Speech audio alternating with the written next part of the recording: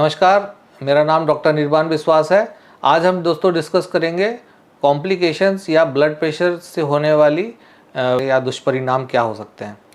तो blood pressure control करना बहुत ज़रूरी है। ब्लड प्रेशर दोस्तों एक साइलेंट बीमारी है। इसके जनरली कोई सिम्टम्स नहीं होते हैं और कई पेशेंट्स को ये पता ही नहीं होता है कि उन्हें ब्लड प्रेशर है। तो इस चीज़ को हम आइसबर्ग फिनोमिना कहते हैं। आइसबर्ग फिनोमिना ये होता है कि कोई, जैसे आपने सुना होगा कि टाइटैनिक की जो शिप थी वो आइसबर्ग से टकरा गई थी। तो आइसबर्ग पानी के सतह के ऊपर जितना दिखता है उससे करीब 4 से 10 गुना पानी की सतह से नीचे होता है। इसलिए कई बार हम उससे अंदाज़ा नहीं लगा सकते कि असली में आइसबर्ग कितना बड़ा है।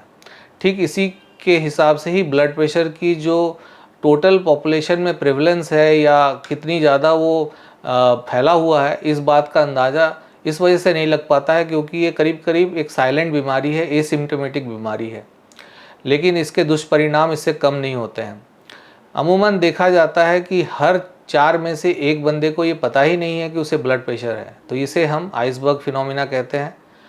और दूसरी ये बात और है कि क्योंकि उस व्यक्ति को कोई ख़ास सिम्टम नहीं है, तो जिन व्यक्तियों को ये पता भी है कि उनको ब्लड प्रेशर है, उनमें से 4 में से एक व्यक्ति ही इसकी, 1 या 2 व्यक्ति ही इसकी दवाई लेते हैं।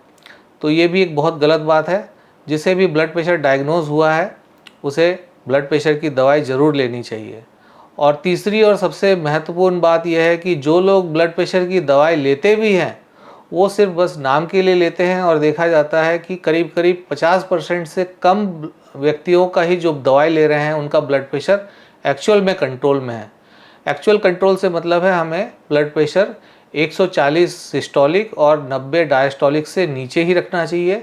अगर हमारा ब्लड प्रेशर 130 और 80 के आसपास है गोली खाने के बाद और लाइफस्टाइल चेंजेस के बाद, तो ये बहुत ही अच्छा माना जाता है। तो यही हमारा टारगेट है। और यहाँ गोली खाने का मतलब नहीं है, यहाँ मतलब ये है कि हमें अपना ब्लड प्रेशर को नियंत्रित रखना है। क्यों नियंत्रित रखना है? क्योंकि ब्लड प्रेशर से करीब करीब ये 9 जानलेवा बीमारियां हमें हो सकती हैं। तो इसके बारे में जानते हैं। सबसे पहला है हार्ट अटैक या कोरोनरी आर्टरी डिजीज़, जिसे हम हार्ट की ब्लॉकेज की संज्ञा देते हैं। अक्सर देखा गया है कि जिसका ब्लड प्रेशर हाई होता है उनमें हार्ट अटैक की संभावना बहुत ज़्यादा हो जाती है, और जिसकी वजह से उसको गंभीर परिणाम जैसे कि हार्ट अटैक या मायोकार्डियल इन्फार्क्शन जिसे हम अंग्रेजी में कहते हैं हो सकता है, जिससे आदमी की जान भी जा सकती है। दूसरे नंबर पे है स्ट्रोक यानी लकवा।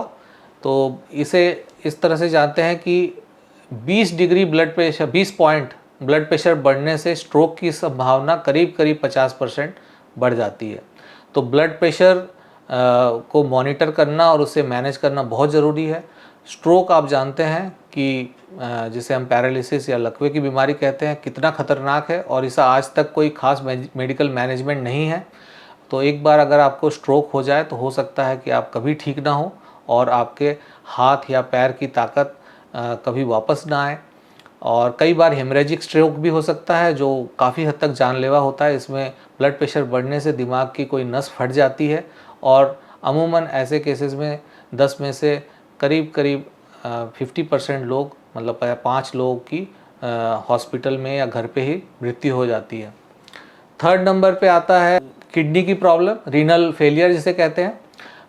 अक्सर हम जानते हैं कि डायबिटीज़ से किडनी फेल होता है, लेकिन ब्लड प्रेशर से भी किडनी फेल होता है, जिसे हम CKD की संज्ञा देते हैं, chronic kidney disease. Blood pressure high होने की वजह से किडनी के ब्लड वेसल्स के ऊपर दबाव पड़ता है और धीरे धीरे किडनी के नेफ्रॉन्स डैमेज हो जाते हैं और किडनी डैमेज होकर किडनी फेल हो जाता है। तो ब्लड प्रेशर भी एक अहम मुद्दा है किडनी फेलियर का, तो इसे हमें याद रखना चाहिए।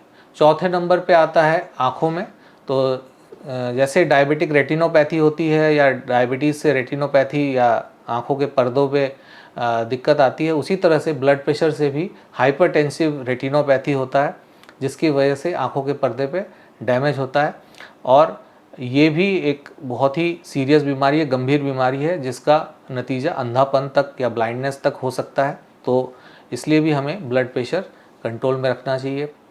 उसके बाद आता है पेरिफेरल वेस्कुलर डिजीज़, मतलब हमारे जो ब्लड प्रेशर हाई होने की वजह से हमारे पैरों की जनरली जो आर्टरीज़ होती है या ब्लड वेसल्स होते हैं उसमें रुकावट आ जाती है या वो काफ़ी संकरे हो जाते हैं और उसकी वजह से ब्लड का फ्लो उसमें कम हो जाता है, जिसके परिणाम स्वरूप हमारे पैरों में गैंग्रीन या इस्चीमिक चेंजेस हो सकते हैं और इसके भी परिणाम स्वरूप हमारे कई बार पैरों में इन्फेक्शन या गैंग्रीन हो जाता है और कई बार हमें पैर को काटना पड़ता है, तो इसे हम एम्पुटेशन की संज्ञा देते हैं। तो ब्लड प्रेशर का ये भी एक गंभीर परिणाम हो सकता है। उसके अलावा कई बार ब्लड प्रेशर सडनली राइज होने से हमें ब्रेन की एक तरह की इनकेफेलोपैथी लाइक सिचुएशन हो जाता है, जिसे हम हाइपरटेंसिव इनकेफेलोपैथी कहते हैं। इसमें जिस पीड़ित व्यक्ति को सीजर्स या दौरे पड़ सकते हैं और वो कोमा में भी जा सकता है, तो ब्लड प्रेशर इस तरह से भी काफ़ी ख़तरनाक हो सकता है। उसके बाद एक और बीमारी है जिसको हम एट्रियल फिब्रिलेशन कहते हैं। अक्सर देखा जाता है कि जिन व्यक्तियों को ब्लड प्रेशर होता है उनमें करीब करीब 30% चांसेस होते हैं कि उन्हें एट्रियल फिब्रिलेशन या दिल की धड़कन की बीमारी हो जाए, जिसे हम जैसे दिल की धड़कन होती है वो काफ़ी रिदमिक होती है और एक समान होती है, पर एरिथमिया मतलब जब दिल की धड़कन इरेगुलर हो जाए। तो एट्रियल फिब्रिलेशन जब हमारी हार्ट की जो एट्रियम है जो ऊपर होता है और वो काफ़ी तेज़ धड़कने लगती है, जिसकी वजह से बहुत सारी बीमारियां हो सकती है और हमें पेसमेकर वगैरह की भी ज़रूरत पड़ सकती है। उसके अलावा जो आखिरी दुष्परिणाम है वो है एओर्टिक एन्यूरिज्म। तो इसमें क्या होता है कि ब्लड प्रेशर बढ़ने की वजह से हमारे एओर्टा जो मेन ब्लड वेसल होता है जो हार्ट से नीचे की तरफ जाता है और इसके अंदर कई बार एक जैसे बलून में कई बार हमने देखा है कि कई एरिया वीक रहता है तो फूल सा जाता है, उसी तरह से एक फुलाव सा आ जाता है और इस फुलाव में भी चांसेस होते हैं आगे जाके रप्चर होने के या फट जाने के। तो दोस्तों देखा हमने कि ब्लड प्रेशर कितना ख़तरनाक हो सकता है और क्योंकि ये साइलेंट है और इसमें जनरली सिम्टम्स नहीं होते हैं तो इसे हम मॉनिटर करें और अगर हमारा ब्लड प्रेशर ज़्यादा है तो हम इसकी रोकथाम करें। अगले वीडियो में हम जानेंगे कि हम ब्लड प्रेशर के लिए और उसके रोकथाम के लिए क्या कर सकते हैं। तो आप हमारे अगले वीडियो में हमसे ज़रूर मिलिएगा और अगर ये वीडियो आपको अच्छा लगा तो प्लीज़ हमें लाइक करें और इस वीडियो को शेयर करें। धन्यवाद।